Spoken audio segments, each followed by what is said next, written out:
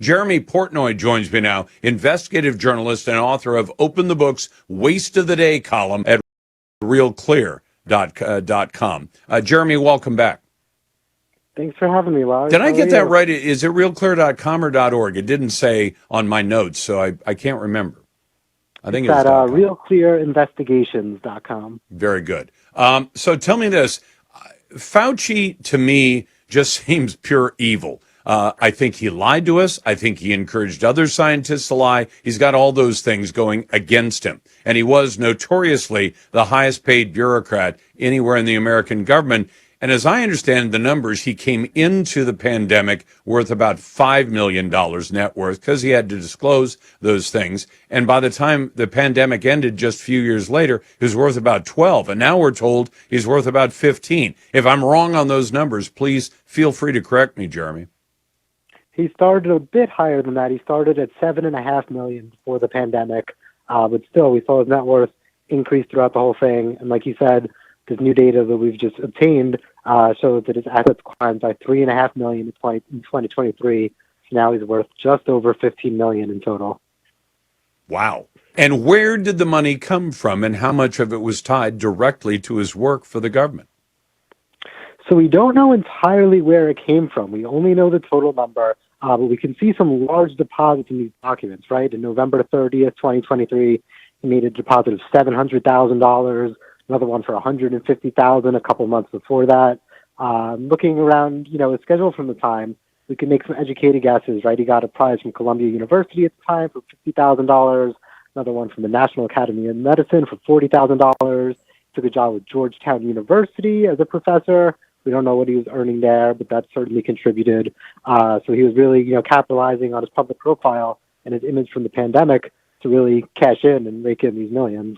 I guess, am I right in suspecting that there may be with Fauci some of the same kind of, I call it money laundering that they did with Joe Biden, where Joe Biden goes in and he has a little think tank kind of arrangement with UPenn. And then as soon as they put him on the salary for, I think it was $1 million for 2 years of not teaching at UPenn, the Chinese write a giant check for a much larger amount than they usually would give to UPenn. And it would very much appear that the Chinese money came in about the time that Joe Biden ended up on payroll. Are there any of those arrangements we can see from the public record that would explain why Fauci was getting all this money, or even the gigs at places like Georgetown?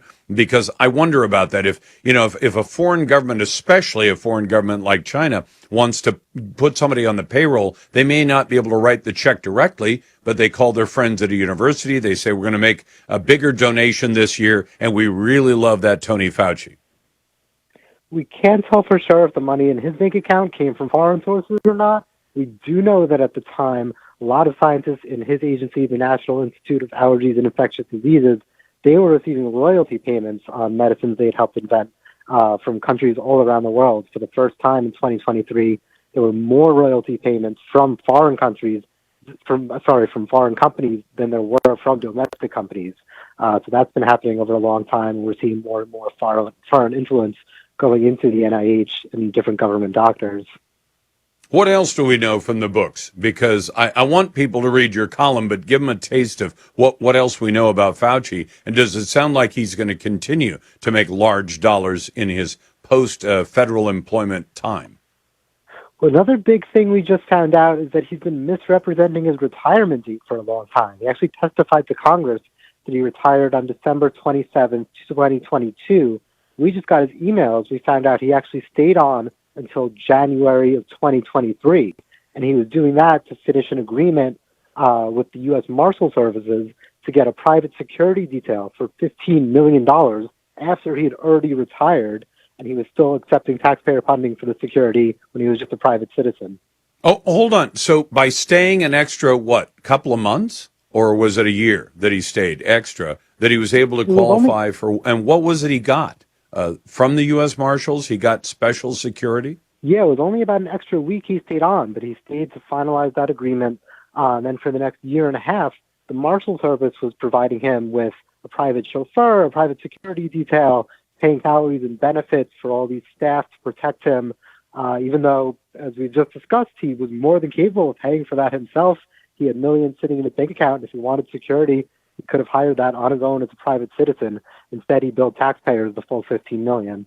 Jeremy, thank you very much. That's Jeremy Portnoy. You can read all the details in the Waste of the Day column at realclearinvestigations.com. Jeremy, thank you.